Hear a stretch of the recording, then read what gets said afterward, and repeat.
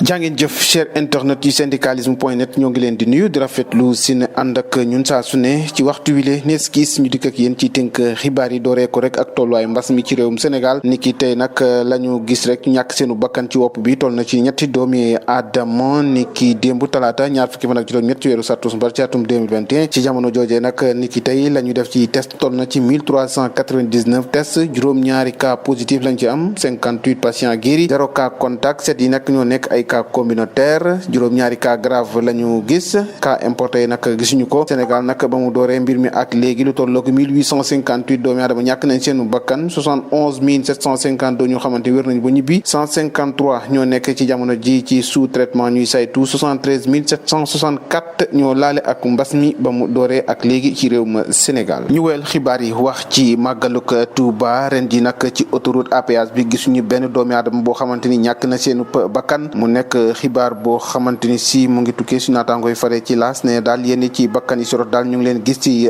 circulation bi foofee ca route nationale bi la ko waral nag nee nañ daal gendarmerie seenu lëkkaloo ak waa AGEROUTE ak ñi nga xamante ñooy gestionnaire bu péage boobee nag dañoo def rek ab dispositif boo xamante ñu ngi ko duppee ci kaan ci autoroute gi yëpp ngir rek fexe bu oto yi bañ a daw yenn xel yi ndaxte gis nañ xel yooyu nag mooy faral di sooke l'accident yi balise yooyu nag ñu aligné ko nag ci autoroute à péage bi yëpp loolee nag tax bo vitesse yi wàññeeku baax a baax nga xamante ni si ndaamar yi nag mënuñoo daw fanweeri kilomètres yoo xamante ni daanuwuñu rek ci ab chicane loole nag bokk ci yenn ci jéego yi nga xamante ni doj nañ koo def ngir rek fexe boobu benn l'accident bañ a am waaye tam kenn ñàkk bakkanam ci autoroute à péage boobee. ñu àddu wax ci beneen xibaar jëm ci corridor Dakar Bamako nag lu tollook ñeenti téeméeri camion daal ñooy ab bés bu yàlla sàkk rek corridor boobee dalee ko Dakar bu ca Bamako mu nekk ak trafic boo xamante ni si lañu ko daal di xayma ci wàllum chiffre nag toll na ci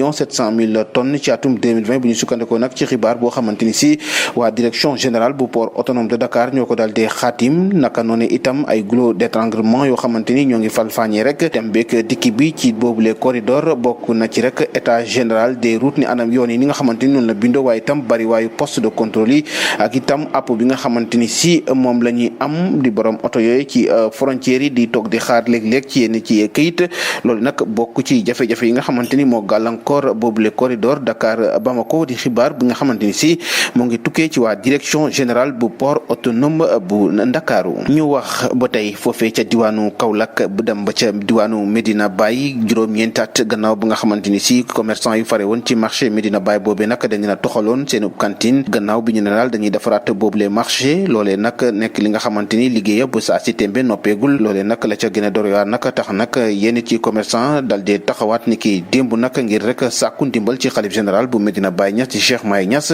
ngir rek mu wolu leen ndaxte day marché boobee nga xamante ni nee nañu daal mu ngi ci phase finition maanaam ci njeextal li waaye nag ba saa si tembe ñoom commerçant yi nee nañu daal xamaguñu procédure bi nu mu demee ndax yenn ci borom cantine yi kenn mënu laa wax loo xamante ni leer na ndax daanu mën a jot seenub cantine am déet loolee nag di ay kàddu yi nga xamante ni Jimlo moo ko dal dee yëkkati di porte parole bu amical des commerçants yu fare foofe ca marché Medina Baye Niass addu jëmale ci wàllum politique wax rek ci attaques yi nga xamante ni ñoo ngi koy gis ci vie privée yenn ci personnalité publique gannaaw bi nga xamante ni daal dañuy gis ay division de vidéo ak yeneen ci conversation yi nga xamante ni dañ koy am ci cadre privé ak itam wàllu violence physique yi gën a bëri rek ci niveau boo xamante ni jéggi na dayo lool ci yenn ci politique mu nekk loo xamante ni tamit ñu ngi ko xaatim ki ko xaatim nag di secrétaire général bu parti justice et développement mi nga xamante ni daal dàq na bu baax a baax immobilisme des acteurs waaye itam di dànkaaf rek danger yi nga xamante ni si mun na indi situation boo tendu boobu gannaaw bi nga xamante ne jàpp na yenn ci melokaan politique daal intellectuel yéen jëm ci nag suñu élite politique nag ak suñu dirigeant étatique nag ñoom si jamono ji